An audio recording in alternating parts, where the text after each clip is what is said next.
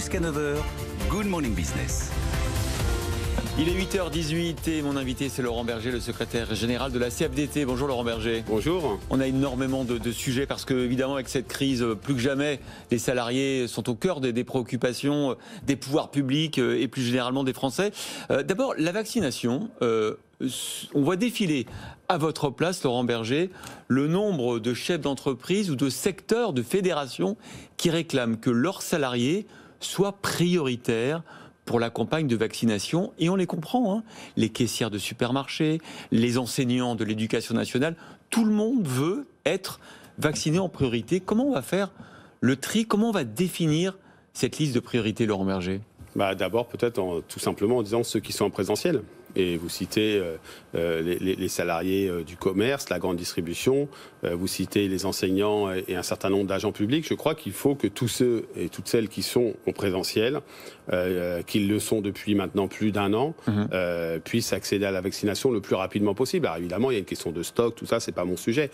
Mais oui, tous ceux qui sont le plus exposés doivent accéder à la vaccination sur le lieu de travail, si c'est possible, par le biais des services de santé au travail, c'est-à-dire la médecine du travail, qui commence à s'organiser. Je crois qu'il faut accélérer là-dessus, mais c'est une demande tout à fait légitime et moi je la soutiens. C'est un bon critère, c'est-à-dire que tous ceux qui sont encore aujourd'hui en présentiel doivent être vaccinés en priorité. Oui, c'est ça. Et évidemment, il y a dans cela des priorités avec ceux qui ont des comorbidités, comme on dit, ou autres, en fonction de l'âge. Mais il faut aller le plus rapidement possible pour l'ensemble des travailleurs exposés du fait de leur travail au virus. Est-ce qu'on est capable aujourd'hui déjà de faire un premier bilan sur, vous l'avez dit, les salariés en comorbidité qui peuvent aujourd'hui être vaccinés au sein d'entreprises via la médecine du travail? Est-ce que ça fonctionne, Laurent Berger? Ça a mis du temps. Ça met du temps quand même à se mettre en place. Il y a des services de santé au travail qui se sont organisés assez rapidement, qui ont sollicité les salariés, et d'autres où c'est plus compliqué. Moi, je crois, mais là-dessus, il n'y a pas de controverse. Je crois qu'il faut que l'entreprise favorise au maximum l'accès à la vaccination, y compris sur le temps de travail, soit au sein même de l'entreprise, soit en se déplaçant sur les services de santé. Mais vous êtes à 100% pour, vous n'avez pas de réticence sur la confidentialité, vous dites que c'est pas le rôle de l'entreprise. Le volontariat des salariés, il n'y a pas de contrainte à se faire vacciner, donc je crois que là-dessus tout le monde est d'accord. Et évidemment, il faut de la confidentialité sur la comorbidité, qui est un des sujets d'ailleurs qui parfois peut poser des difficultés. C'est tout l'intérêt des services de santé au travail, qui sont un lieu assez souvent externe à l'entreprise, où le secret médical est sauvegardé. C'est vrai, mais Laurent Berger, vous dites il n'y a pas de contrainte. Pourquoi il n'y aurait pas de contrainte? Pourquoi est-ce que quand une entreprise a des salariés qui sont en contact, par exemple, du public, parce que notre pays n'a pas fait le choix de la contrainte obligatoire, mais de l'obligation de se vacciner. Contrainte, c'est aussi protéger les autres, protéger ceux avec qui vous êtes en contact. Si vous me demandez ce matin si je suis pour la vaccination et pour qu'un maximum de citoyens et donc de travailleurs se fassent vacciner, je vous réponds sans difficulté oui.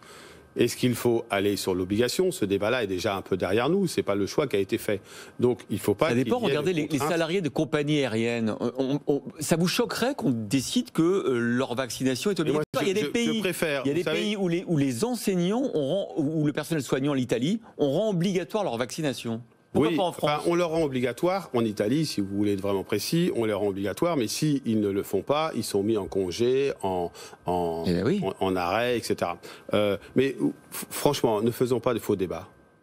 Les gens, majoritairement, les travailleurs, majoritairement, ils ont envie d'être vaccinés. Donc permettons-leur de le faire. On verra comment ça se passera pour ceux qui n'auront pas voulu.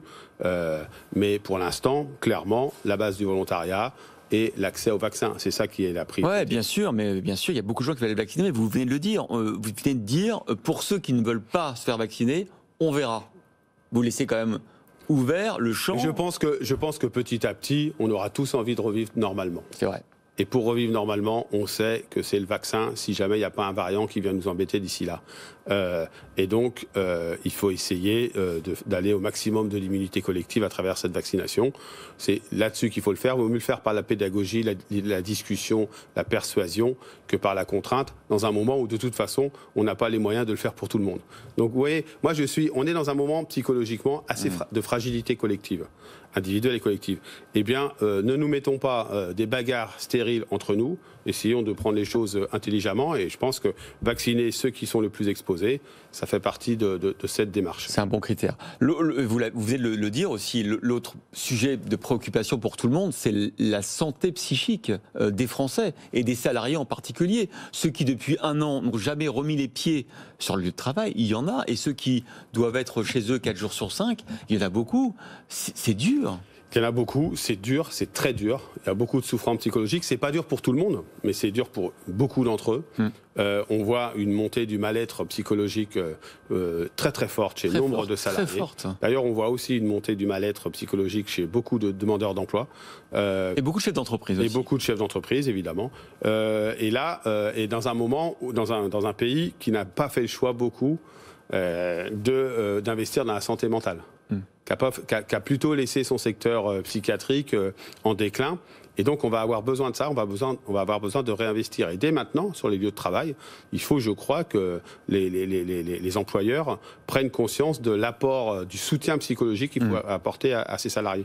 Et puis, il faut aussi se dire qu'on aura intérêt à faire le bilan de ce télétravail forcé, d'une certaine manière.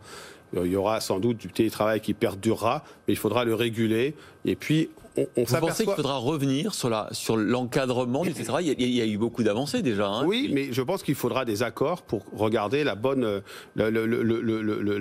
jauge d'une certaine manière. Il faudra que ce soit sur la base du volontariat, le télétravail. Moi, je crains certaines entreprises qui vont être tentées de continuer comme ça parce qu'il y a des gains immobiliers à faire, etc. Non, c'est la démonstration que le travail, c'est d'abord un facteur d'émancipation, de lien social. Et puis, c'est la démonstration que aussi le travail, c'est pas qu'une compétence individuelle, c'est la compétence collective. On a besoin de ses collègues pour progresser, pour faire son propre travail. Donc, oui, là, il faut faire face à un cap de difficultés psychologiques croissant, et c'est très inquiétant, je vous le dis franchement, mais de l'autre côté, il va falloir ensuite regarder comment on organise le travail, et ça ne sera pas comme avant. Et là, il y a un gros sujet de débat à avoir sur quelle vision on a du travail demain, et je pense que dans les perspectives de sortie de crise, il faut aller là-dessus. Compliqué aussi pour la jeunesse. Le président a dit, pour 20 ans en 2020, c'est dur. C'est vrai que c'est dur, c'est compliqué, trouver un travail, s'insérer dans l'entreprise justement quand on peut pas faire de stage. Qu'est-ce qu'on va faire de cette génération ? C'est terrible. Les 15-25 ans, c'est terrible. Et c'est terrible sur la question emploi, formation, mais c'est terrible sur la question du lien social, sur la question de l'accès à la culture, l'accès au voyage.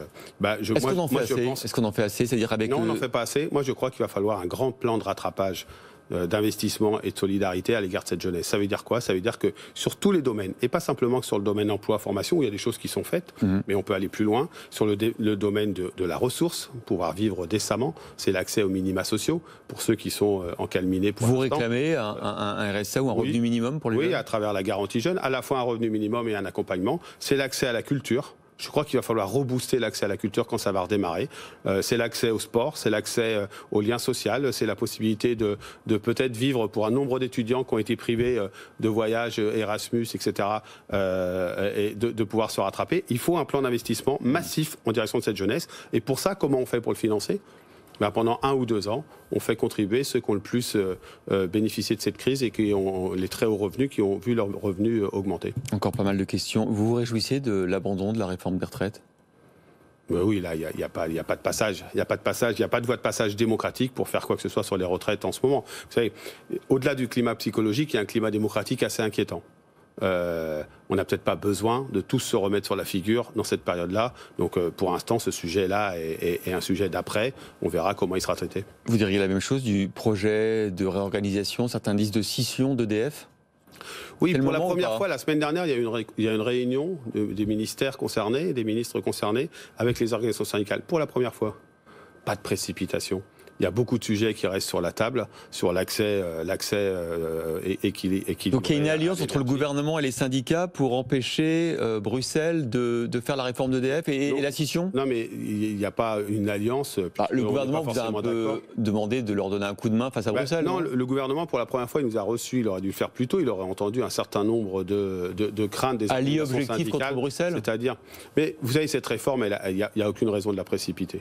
Et en tout cas, il y a un risque aujourd'hui sur le marché de l'électricité. Il y a un risque pour l'avenir d'EDF. Donc prenons le temps de discuter. Et c'est pas forcément une mesure de fin de quinquennat, une réforme de fin de quinquennat. Bon, alliance objective contre Bruxelles. Allez, dernier sujet important, passoire thermique. Ça fait partie de la loi climat. Ça arrive aujourd'hui à l'Assemblée. Ça concerne des millions de foyers qui sont mal isolés et donc qui ont des surfactures, hein, notamment d'électricité ou de gaz. Oui, il y a un premier pas dans cette loi climat. C'est insuffisant. L'enjeu, il est terrible. C'est un enjeu, enfin, en positif, c'est un enjeu de gain de pouvoir d'achat pour ces ménages. Et de croissance économique. Hein. C'est un enjeu de développement de l'emploi et de développement des entreprises Bien concernées. Sûr, de la rénovation. Donc, il faut investir massivement, sans ambiguïté, dans les bâtiments publics comme dans les bâtiments privés. Ça veut dire des aides massives pour les ménages les plus modestes, c'est-à-dire très peu de reste à charge lorsqu'on fait de la rénovation thermique. C'est ce qui est fait dans la loi. Il y a un fléchage de l'autre côté, un soutien sur les compétences pour les entreprises concernées, parce qu'il va falloir que ça fournisse de l'autre côté. C'est un premier pas qui est fait. On pourrait investir encore plus massivement, mais déjà, ne loupons pas ça. Il faut que ce soit beaucoup plus simple aussi pour les ménages qui veulent le faire. Aujourd'hui, c'est un peu compliqué. Tout le référent unique qui va être instauré pour que les ménages puissent s'adresser directement à lui. Voilà, c'est un vrai enjeu de société, un vrai enjeu d'écologie, mais aussi d'emploi. Merci Laurent Berger, secrétaire général de la CFDT.